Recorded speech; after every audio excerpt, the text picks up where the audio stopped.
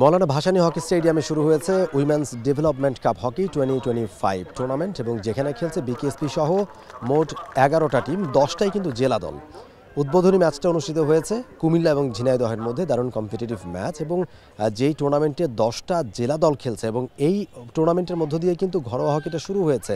মেয়েদের এই টুর্নামেন্টের মধ্য দিয়ে অনেক দিন ধরে ঘরোয়া হকি নেই, মাঝখানে বেশ কয়েকটা ইন্টারন্যাশনাল সূচি ছিল এবং যুব এশিয়া কাপ খেলেছে বাংলাদেশ দল এবং এইচএফ কাপ খেলতে যাবে আগামী মাসে পুরুষ দল, সেটারও ট্রেনিং চলছে। কিন্তু ঘরোয়া হকিটা একেবারে স্থবির হয়েছিল বেশ লম্বা একটা সময় ধরে। অবশেষে মেয়েদের টুর্নামেন্ট দিয়ে, নারীদের টুর্নামেন্ট দিয়ে সেই ঘরোয়া হকির সূচিটা শুরু হলো। তবে আসলে একটা অনিশ্চয়তা, মানে এই টুর্নামেন্টের পরে কি হবে এটা কিন্তু এখন পর্যন্ত আমরা জানি না, বা ফেডারেশন এখন পর্যন্ত জানে না, কিংবা মেয়েদের এই টুর্নামেন্টটা কিভাবে কন্টিনিউ করবে সেটাও কিন্তু আসলে পরিষ্কার কোনো ধারণা নেই। 2021 সালে ডেভেলপমেন্ট কাপ হকি হয়েছিল প্রথম এবং যেখানে চ্যাম্পিয়ন হয়েছিল বিকেএসপি। 2022 সালে দ্বিতীয় আসরে চ্যাম্পিয়ন হয়েছিল হকি ফেডারেশনের সবুজ দল। এরপরে আবার একটা লম্বা বিরতি, এরপরে কিন্তু এই ডেভেলপমেন্ট কাপ হকি হয়নি, কোনো টুর্নামেন্টই আসলে সেভাবে করে আমরা দেখি নাই। তো এই যে একটা অনিয়মিততা, একটা ধারাবাহিকতার অভাব, অনিয়মিতভাবে টুর্নামেন্টগুলো অনুষ্ঠিত হয়, এই কারণে অনেক প্লেয়ার, অনেক হকি প্লেয়ার বিশেষ করে নারী দলের, তারা কিন্তু খেলাটাই ছেড়ে দিয়েছেন। কারণ ফ্যামিলি থেকে তাদের বলা হয় যে যেই খেলায় কোনো টুর্নামেন্ট হয় না, কোনো খেলা থাকে না, কোনো ব্যস্ত সূচি থাকে না, এই খেলা খেলে লাভ কী, এটার প্র্যাকটিস করে লাভ কী, টুর্নামেন্টই তো হয় না। অনেক মেয়েরা কিন্তু বিয়েও হয়ে গেছে আমরা শুনেছি, অনেকে খেলাটা ছেড়ে দিয়ে অন্য খেলা ডাইভার্ট করেছে। এবং একজনের কথা গতকালকে শুনছিলাম, হকি খেলতেন, ভালো খেলতেন, তিনি এখন ক্রিকেট খেলেন, ক্রিকেট টিমের সদস্য তিনি। এরকম কিন্তু অনেকগুলো ঘটনা ঘটতে দেখা যাচ্ছে। আবার টুর্নামেন্ট শুরু হয়েছে, এখন এর ধারাবাহিকতা নিয়ে প্রশ্ন উঠেছে যে আসলে এটার ধারাবাহিকতা থাকবে কিনা, এবার অনুষ্ঠিত হলে পরে অনুষ্ঠিত হবে কিনা। এবং গ্যালারি যদি আমরা দেখি, এরকম একটা টুর্নামেন্ট হচ্ছে, 11টা দল পার্টিসিপেট করছে, গ্যালারি প্রায় বলতে গেলে একেবারেই ফাঁকা, গুটি কয়েক দর্শক, হয়তো গুণে বলে দেওয়া যাবে 10-12 জন দর্শক হয়তো তারা খেলা দেখছেন না, এরকম একটা অবস্থা। একমাত্র দর্শকদেরকে ফেরাতে পারেন খেলোয়াড়রাই, তারা যদি ভালো খেলেন, চমৎকার কম্পিটিশন গড়ে তোলেন, তাহলে কিন্তু দর্শকরা মাঠে আসবে। আমরা জানি যে হকির ভালো সম্ভাবনা রয়েছে, হকি খেলাটা মানুষ পছন্দ করেন, দেখেন, হকির একটা দর্শক রয়েছে। সুতরাং যদি ভালো খেলা হয়, ভালো কম্পিটিটিভ খেলা হয়, তাহলে কিন্তু দর্শকরা মাঠে আসবেন। এখন এই মেয়েরা যদি ভালো খেলা উপহার দিতে পারেন, কম্পিটিটিভ খেলা উপহার দিতে পারেন, তাহলে দর্শকরা আসবেন। কিন্তু কম্পিটিটিভ খেলাটা হবে কিভাবে?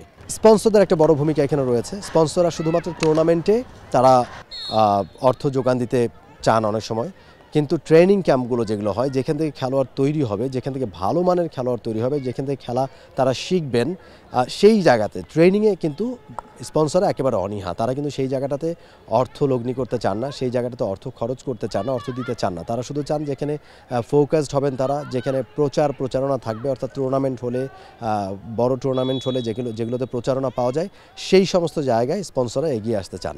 কিন্তু ট্রেনিং ক্যাম্পগুলোতে, ট্রেনিং কর্মসূচিগুলোতে, সেইখানে কিন্তু তারা খুব একটা আগ্রহী হন না। এবারে ব্র্যাক ব্যাংক এগিয়ে এসছে মেয়েদের জন্য এই টুর্নামেন্টে, এবং যতখানি আমরা জানতে পেরেছি যে বেশ কয়েক বছর তারা একটা পরিকল্পনা নিয়ে তারা আসার চেষ্টা করছেন, বিশেষ করে উইমেন্স হকিতে তারা আসলে কন্ট্রিবিউট করতে চান। এবং তারা যেটা বলেছেন যে আসলে শুধু টুর্নামেন্ট না, এর পাশাপাশি তারা ট্রেনিং কর্মসূচিগুলোতেও পার্টিসিপেট করতে চান, এবং যাতে করে ভালো মানের খেলোয়াড় বের হয়ে আসে, সেই দিক থেকে তারা কাজ করতে চান। Women development cup hockey, so এটা একটা চলমান প্রক্রিয়া। আমরা বিভিন্ন ধরনের ইনিশিয়েটিভের সাথে সম্পৃক্ত থাকতে চাই, বিশেষ করে নারী এবং মহিলাদের নিয়ে যেসব উদ্যোগ, তো এটা ব্র্যাক ব্যাংক সবসময় থাকবে।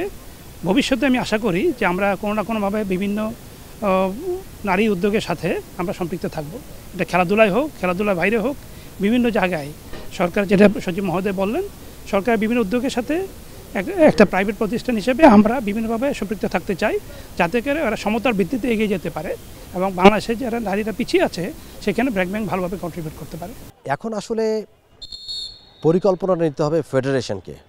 আসলে ফেডারেশন কি পরিকল্পনা আগায়, যেমন আমরা স্পন্সর প্রতিষ্ঠানের কর্মকর্তার কথা শুনছিলাম, আসলে যদি ফেডারেশন সেভাবে করে আসলে একটা পরিষ্কার ধারণা তাদেরকে দিতে পারেন যে তারা কি করতে চান, ট্রেনিং ক্যাম্পগুলো কীভাবে অ্যারেঞ্জ করতে চান, টুর্নামেন্ট কীভাবে অর্গানাইজ করতে চান, এইসব বিষয়ে পরিষ্কার ধারণা দিলে স্পন্সররা হয়তো এগিয়ে আসতে পারবেন। তবে উইমেন্স হকি নিয়ে, এবং হকিটা কিন্তু যেহেতু সম্ভাবনা রয়েছে, মেন্স হকিরও পৃষ্ঠপোষকতা দরকার, অর্থ দরকার, এছাড়া আসলে টুর্নামেন্ট কিংবা লিগ কোনোটাই আয়োজন করা সম্ভব নয়। এবং সেই কারণে শুধুমাত্র পৃষ্ঠপোষক নয়, সরকারি সহযোগিতা দরকার আছে। এবং আগামী বছরে একটা ভালো একটা আশার আলো যেটা আমরা জানতে পেরেছি, বা যে একটা আশার আলো দেখা যাচ্ছে হকিতে, সেটা হচ্ছে হকির ব্যাপারে। যেহেতু এই খেলাটার সম্ভাবনা রয়েছে, যুব দল তারা কিন্তু কোয়ালিফাই করেছে ওয়ার্ল্ড কাপের জন্য এই বছরেই শেষ দিকে ওয়ার্ল্ড কাপ অনুষ্ঠিত হবে ইন্ডিয়াতে। এবং ক্রিকেটের বাইরে প্রথম কোনো ডিসিপ্লিন, যেগুলো বড় ডিসিপ্লিনগুলো ফুটবল হকির মতো, এই ডিসিপ্লিনগুলোর মতো ক্রিকেটের বাইরে প্রথম এই হকি তারা ওয়ার্ল্ড কাপে খেলবে, অর্থাৎ যুব ওয়ার্ল্ড কাপে তারা খেলবে। সুতরাং সেই সব বিষয় বিবেচনা করে মন্ত্রণালয়ও কিন্তু চিন্তাভাবনা করছে যে আগামী বছর থেকে হকিতে বাজেটটা বাড়িয়ে দেওয়ার। তাদের আগ্রহ, তাদের উদ্দীপনা আমাদেরকে অনুপ্রাণিত করেছে। এই ক্ষেত্রে বাজেট নিশ্চয়ই বাড়বে। আর দ্বিতীয় হচ্ছে যে আমাদের বিভিন্ন বেসরকারি প্রতিষ্ঠান, ব্যাংক, বিভিন্ন প্রতিষ্ঠান যেভাবে এগিয়ে আসছে, বিশেষত আজকে ব্র্যাক ব্যাংক যেটা করছে এটা অনবদ্য। আমরা ব্র্যাক ব্যাংক কর্তৃপক্ষকে ধন্যবাদ দিই যে এত বড় একটা টুর্নামেন্টের আয়োজনে তারা টাইটেল স্পন্সর হিসেবে এসেছে। তো এরকম যদি আরও অর্গানাইজেশন ফিরে আসে তাহলে সরকার এবং বেসরকারি পর্যায়ে আমরা একটা ভালো পজিশনে চলে যেতে পারবো। এখন পরিকল্পনা নিতে হবে পরিকল্পনা হকি ফেডারেশনকে, তারা আসলে কোন পরিকল্পনা আগে, এবং আমরা এখন পর্যন্ত জানি না যে আসলে এই মেয়েদের টুর্নামেন্টের পরে কি করা হবে, এখান থেকে প্লেয়ার বাছাই করা হবে কিনা, তাদেরকে নিয়ে লম্বা কোনো পরিকল্পনা রয়েছে কিনা, ট্রেনিং ক্যাম্পের কোনো পরিকল্পনা রয়েছে কিনা, ন্যাশনাল টিম সেভাবে করে নাই, ন্যাশনাল টিমের কোনো পরিকল্পনা রয়েছে কিনা, কিংবা ঢাকার বাইরে, ঢাকা কেন্দ্রিক না হয়ে ঢাকার বাইরে টুর্নামেন্ট অর্গানাইজ করা কোনো পরিকল্পনা আছে কিনা, সেই বিষয়গুলো এখন আসলে ফেডারেশনকে করতে হবে এবং আগে থেকেই সেগুলো একটা ডিক্লারেশন থাকতে হবে এবং সেই অনুযায়ী কাজ করতে হবে এবং স্পন্সরদেরকে আসলে সেগুলো বোঝাতে হবে।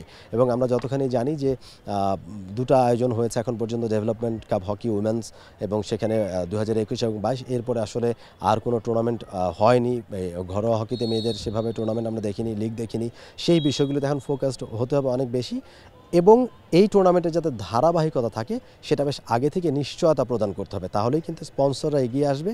এবং অর্থ না হলে যেহেতু কোনো টুর্নামেন্ট অর্গানাইজ করা সম্ভব হয় না, কোনো লিগ আয়োজন করা সম্ভব হয় না, সেক্ষেত্রে স্পন্সরদেরকে একটা নিশ্চয়তা দিতে হবে যে টুর্নামেন্টগুলো কখন কখন অনুষ্ঠিত হবে এবং তারা আসলে এখান থেকে কি পাবে, সেই সব বিষয় নিশ্চিত করতে পারলে আমার মনে হয় যে প্রতিবন্ধকতাগুলো হয়তো দূর হতে পারে।